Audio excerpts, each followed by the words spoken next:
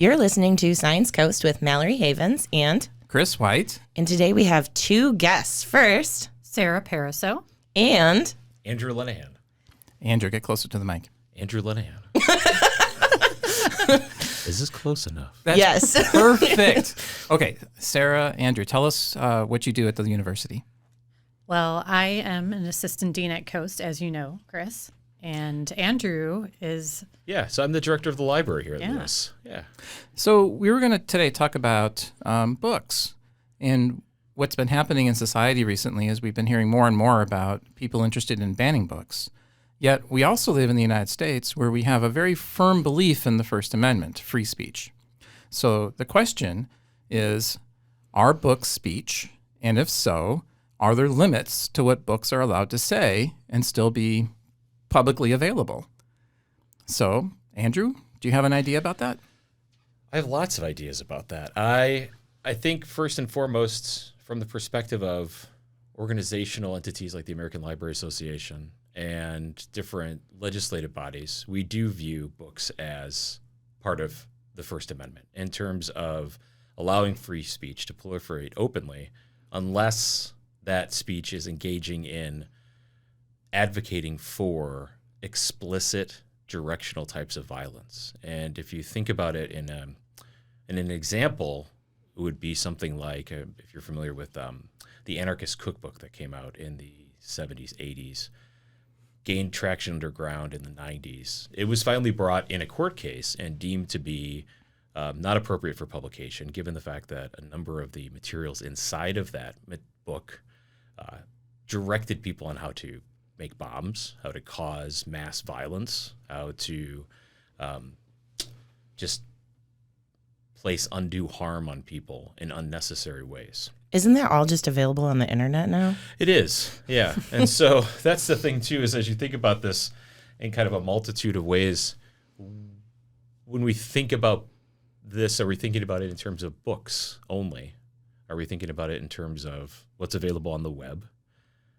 And it becomes a complicated issue. So, but I guess I would just say to the direct question, yeah, that we place the same type of limits on what gets published in a book as we do in terms of what gets limited in our free speech, right? So, like, I can't yell fire in a theater if there isn't a fire, right? That's illegal. Right. I mean, I was going to. Everybody always says that, but is it actually illegal? I don't know. I think if it costs stampede, you would probably be charged with So you'd be inciting liable. violence. Yeah. Right. Okay. Yeah. Right.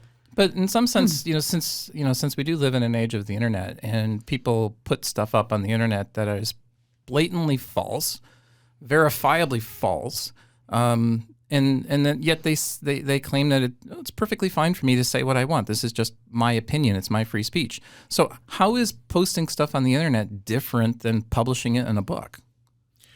I think the idea of it getting published in a book means that there's consensus around that information in some kind of agreed upon fashion. And to be clear, fringe topics gain traction and get published all the time. There's tons of underground publishers. The Anarchist Cookbook, as I mentioned earlier, was self-published for years, and then a fringe publisher picked it up.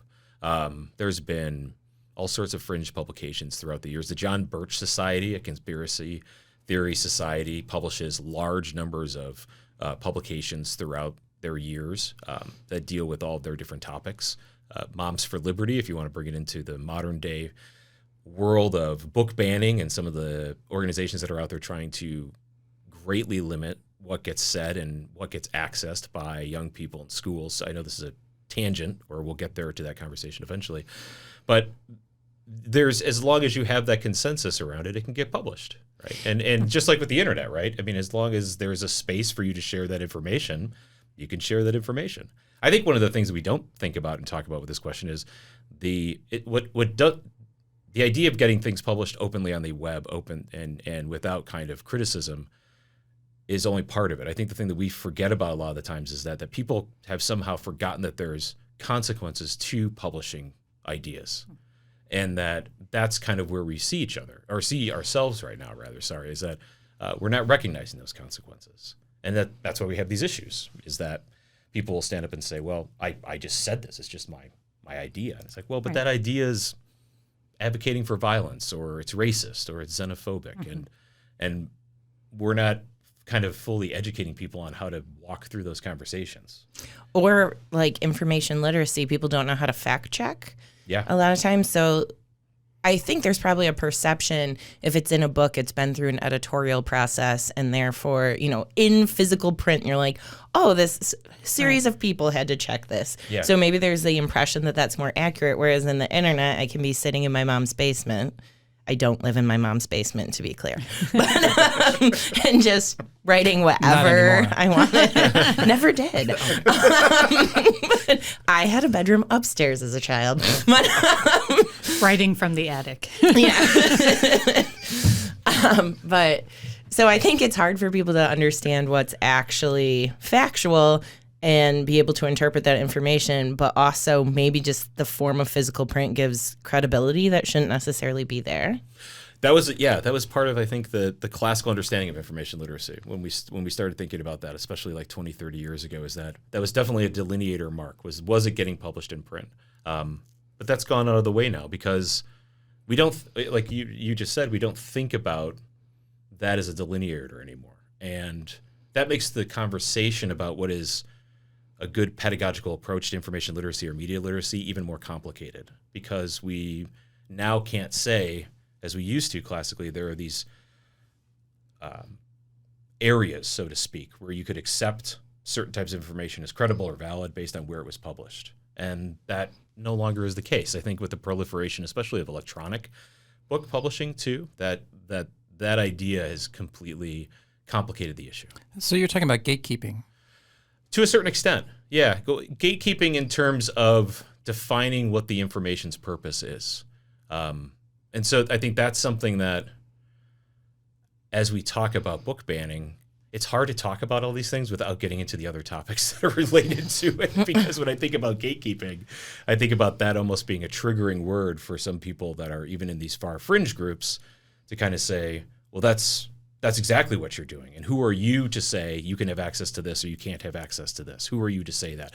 But that has been misconstrued. It was never the intention, especially from a librarian's perspective, in terms of gatekeeping, to censor materials or make them unavailable, but rather to define them and to organize them into potentially appropriate groups of people. So if you think about that in a classical sense of print books, the gatekeeping that occurred in a library in the 70s and 80s would have been primarily organizing those into different genre collections. If there were adult-only materials, lots of libraries used to keep Playboys or adult-only materials behind a desk, right? So they wouldn't ban it, they would collect it, but it would be only available behind a desk for certain adult patrons.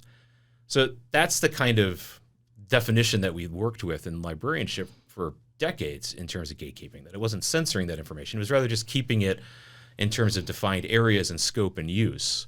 And I think that's even getting brought into contention now too, because we think about gatekeeping somehow as a censoring activity rather than a definitional activity to help get access to information in a more efficient way. But there's no consensus. I mean, there are certainly people within the society that would want to gatekeep to prevent certain types of materials. And then there are other people who say there should be no gatekeeping because you're blocking and preventing what I believe in from being disseminated. And so I don't think as a society we have consensus on what should be done. I mean, so as a librarian in your training and as well as your professional life, have there been limits to what you and your colleagues would be willing to put out in a library? Yeah, what books are you banning, Andrew? We are banning. Oh, I thought that was going to everything. We're currently just banning everything. We're going to take it all out.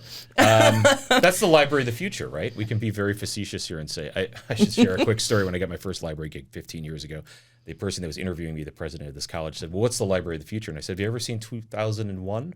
You know, the obelisk at the end where the monkeys are dancing around it and sing it. I said, that'll be the future of the library. It'll just be an obelisk in the middle of an empty room and we'll touch it and we'll get all the information of the world. That went dark. It does go dark really fast. I think of, so what do we do now? There is nothing in terms of Lewis's library, and especially within higher education institutions, there's not a lot of limit to what we share with our students, thankfully. And there's not a lot of conversations that are happening at the higher education level of academic libraries that has a lot to do with the incidences that are happening in school and public libraries currently across the United States. I think we're in a very fortunate time period, or fortunate area, during this tough time period, where the conversations that are primarily happening are conversations that are happening based on children's access to potentially damaging material from those people that share those viewpoints. We don't have that issue, arguably, yet, right? That's the caveat that we should think of, is that eventually this might come to a college campus. I think how that conversation changes here is it's not library centric. For some reason, and this is taking the conversation way in a tangent, but a lot of this, if you think about Moms for Liberty and censoring and book banning, grew out of, in part, ideology that looked at higher education at all and said that it was damaging young people because we were teaching from a liberal bias. And so in that, we have this area that has been generalized, and higher education has been generalized from those same people in terms of we just do all the damage, right? We're causing all this damage. So in some ways, a group like Moms for Liberty might feel very comfortable arguing from very specific perspectives in a local high school, school district meeting, or a local board meeting for a public library, in that they can control the conversation because it has to deal with age. It becomes much more of a harder, complex conversation in higher education because everyone is apparently above the legal age to access all these materials. So therefore, the argument about banning and limiting becomes moot in a lot of ways. But ironically, it grows out of the generalization that we have caused this damage to begin with, right? If you think about CRT, for instance, right? Critical race theory, and it grows that misconception and the damage that people have done to saying the CRT is destroying our abilities to adequately teach young people about history and the role of different races beyond the white race in society. If you think about that, we get blamed for it in higher education going out into the world. And so that just is one example of how, we're not necessarily part of this conversation right now because in a way we've been seen as being blamed for starting the conversation and the problems. I don't understand why sense? people are, that makes total okay. sense. I don't see why people are afraid of ideas, because if you're afraid of an idea to the point that you want to ban a concept or a book, it means that you think that idea has power and somehow it changes, your perspective is so fragile that information is going to destroy it.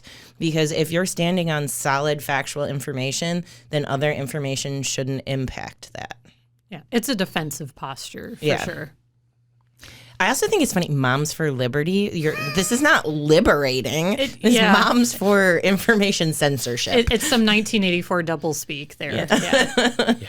It's insane. Because I don't know if anybody saw it. So our Secretary of State, to kind of bring it back to the book banning conversation, we passed this past year legislation that allowed now for books to be kept sacred and whole, unremittent of any types of restrictions in the state of Illinois. And if there is ever a book ban that's placed in a public library or in a school library, the state now has the ability to withdraw all grant funding or funding that it gives to any types of programs, public schools or libraries. And so, I think that's a good tactic there. But by just in bringing that up, Julianis went to the Senate about a month and a half ago to talk about this because Durbin brought it to the attention of the Congress. And so our Secretary of State, Julianis, is there, and they are arguing, there's conservatives in that group that are arguing with Julianis about this fact that, well, don't parents have the right to say what their children access?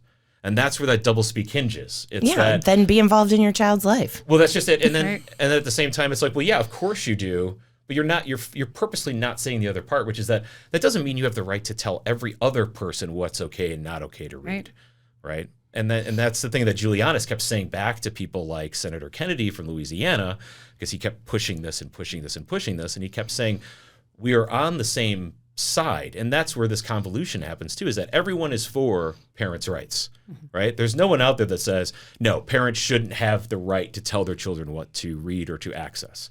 The problem is that groups like Mom for Liberty ironically say, no, we're going to tell all of you what you have the right to access or not to access. Right. In a way, they want the schools to play the part of parents in dictating what kids can have access to. I mean, it's always strange to me because, I have grade school kids. I go through their backpack every afternoon. I know what they've brought back from school or the library. Like, how do you not know Like, that's on you if you don't know what your kid's bringing back from school. Yeah, it's I understand. I mean, I have a child, but like as they get older, maybe they can hide things from you more effectively. I don't know. My kid's 5, but it's still like if you have a solid idea, other ideas shouldn't threaten you. Well, but where this seems to be the most heated, though, is on the grade school level. And Right. they are not good at hiding at that level. They can't lie to save their souls. I mean, they might try. They can't but- keep secrets either. No. When you're like, don't tell somebody where I shoved all the mess before they came over. My kid's like, I'm going to tell you where Mama shoved all the mess. It's that closet right there. But, I mean, Narc. yeah, it's and for most of these kids, they're not even operating on this level, except for maybe the kids who need the outreach, right? Right. But the other kids are like, boop, boop, boop, boop. I'm playing Minecraft. I'm gonna get a Star Wars comic book. You know, it's Yeah. not so deep. So the level of threat that's perceived is disproportionate to how it actually impacts most kids' lives. Yeah, when I saw Rocky Horror Picture Show when I was like 6, I just thought it was a fun musical. Yeah. And then you're like, oh, there are layers here. So I have a quick question for the three of you, because I think all of you have school-age kids. Do you think book bans have the effect that people think they do? So, you know, Moms for Liberty want to prevent children accessing this information. Do you think that banning the books actually prevents them from learning about these topics? I think it makes them learn about it more and faster because then it becomes like the desired thing. So like if you say you can't have candy, then the kid obsesses about candy and tries to get it. If you're like, have candy whenever you want, then they're not going to be so obsessed. And like my son has free range access to candy and he'll turn it down all the time. So I don't know if that's about, I might have a weirdo, but. No, I think there is a point to that. But I do think it might delay some exposure to certain topics, but they're eventually going to find out, and they're going to find out in a more haphazard way, and then probably be like, why were you shielding this from me my whole life when it's, you know, I can handle it, I would imagine. So yeah, it's like a lack of trust between parents and children as well. Yeah. We have our son is 2 years old, so so he's bringing back banned books all the time. He's bringing back banned books all the time. He's constantly looking at them. No, so he portion control isn't a strong suit of his yet. But I will say ironic. It's not mine either. To bring this back to the library world again, this is the last time I'm on this podcast because I just keep bringing it back to all these arcane things about the library.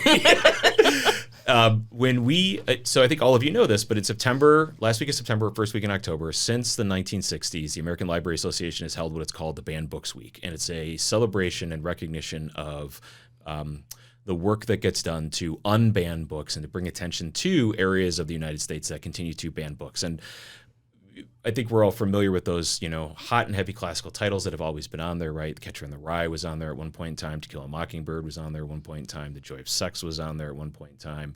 Tango Makes Three. We've got newer things now that we've talked about that's on radio broadcasts all the time, you know. But the irony here is that, to your point, Chris, and the question is that they've always known that bringing attention to banning will help sell those materials, because the first Banned Books Week was done in conjunction with the National Booksellers of the United States. And in fact, this was put on at the conference that they hold every year in New York City. And so the first Banned Books exhibit was literally a joint exhibit between the American Library Association and the National Book Publishers Association, where they put the books in cages and put them out in exhibit across the conference site. And that to draw attention to say, hey, we should be looking at these. Hey, we should be talking about these. And so, yeah, I think, you know, it's something where, again, the result is always completely not what they thought it would be, right? That you know, people are going to look at these and want to see them more. Yeah, I was just at Barnes & Noble last weekend or the weekend before, and they had tables full of banned books, and they were promoting it. I mean, of course, there's like a commercialism heavy angle to this, but, Right. but it was highlighting those books. Yeah. You know, there are tables of controversial books. Which makes them a commodity. Right. Yeah. So, you've been listening to Science Coast. The views, thoughts, and opinions expressed are the speaker's own and do not represent the views, thoughts, and opinions of Lewis University. The material and information presented here is for general information purposes only. The Lewis University name and all forms and abbreviations are the property of its owner, and its use does not imply endorsement of or opposition to any specific organization, product, or service. This podcast was produced in the WLRA podcast studios at Lewis University. Visit lewisu.edu for more information about Lewis University. I'm Mallory Havens with Chris White. Sarah Pariseau. And Andrew Lenaghan. Thanks for joining us. Bye.